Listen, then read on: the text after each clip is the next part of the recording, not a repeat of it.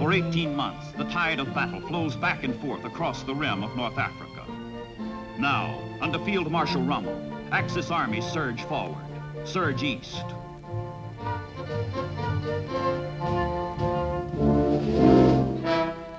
For the Germans, Rommel is their hero in the sun, their desert fox. For the Allies, Rommel is the most cunning adversary, most formidable tactician.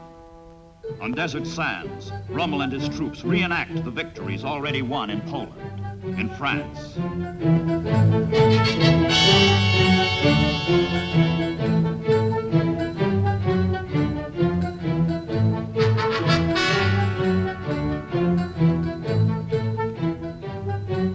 Summer 1942. Blitzkrieg in the desert. The invincible Africa Corps plunges into Egypt in victorious pursuit of the retreating British.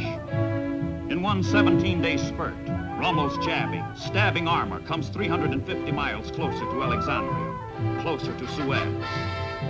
And while the panzers advance, other Allied fronts are also cracking. The Russians fall back. And with the United States now in the war, Axis submarines are pillaging Anglo-American lifelines in the Atlantic.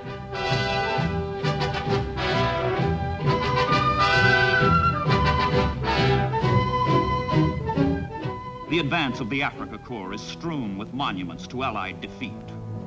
Even Tobruk, most stubborn of desert bastions, falls before the Axis.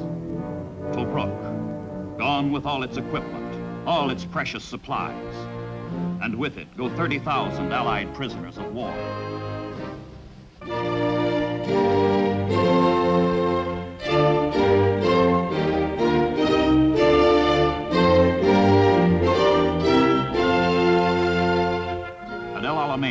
Only 60 miles from the port of Alexandria, Rommel pauses to reorganize, entrench, and await supplies for his final push.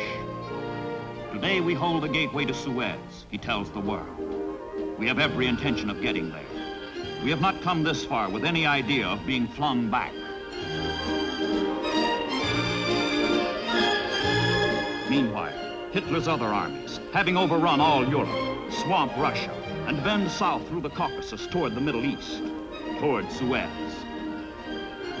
German conquest of Suez in the Middle East would mean loss of oil, and might well mean loss of World War II for the Allies. The Germans consider subjugation of the Eastern Mediterranean more deadly to the British Commonwealth of Nations than the capture of London itself. Suez is on the spot.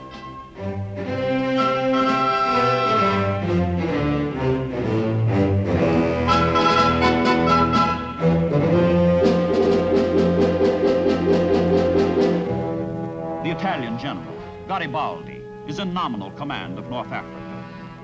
But it is the German general, Rommel, who has won the victories. And it is the German Hitler who dominates Axis strategy in the Mediterranean, which Italians call Mare Nostrum, our sea. On control of this sea depends whether the supplies get through to enable Rommel to reach Suez, whether the English can cut the Axis off and save Suez.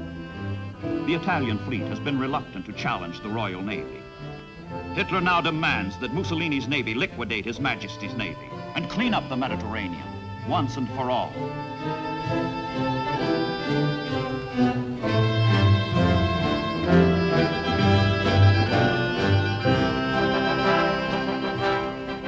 The Italian fleet is a question mark. Its morale, low. Its leadership, uncertain. It has no aircraft carriers, no radar. Protection has been sacrificed for speed, and the sailors themselves call it the cardboard fleet. But the Italian Navy is swift and skilled in maneuver, excellent in gunnery, communications, and torpedo tactics.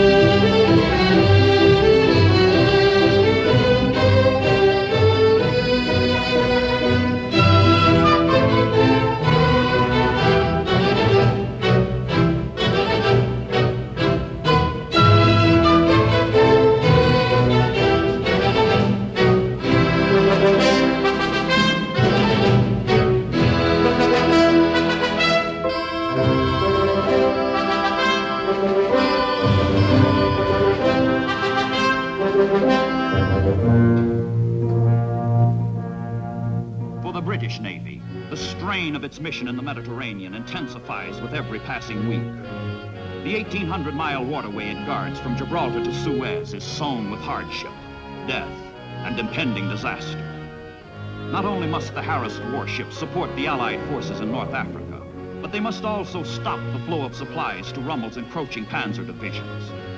The ordeal is great. The stakes are high.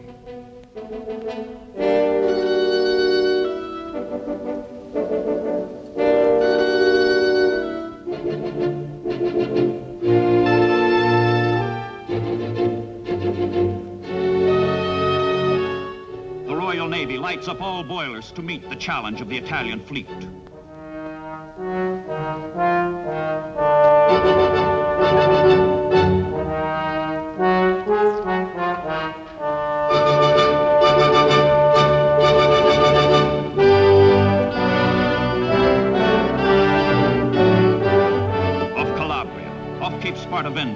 Off Sardinia and Pantelleria, at the Battle of Matapan, the British clash with the Italians in battles on whose outcome rests the fate of the Mediterranean.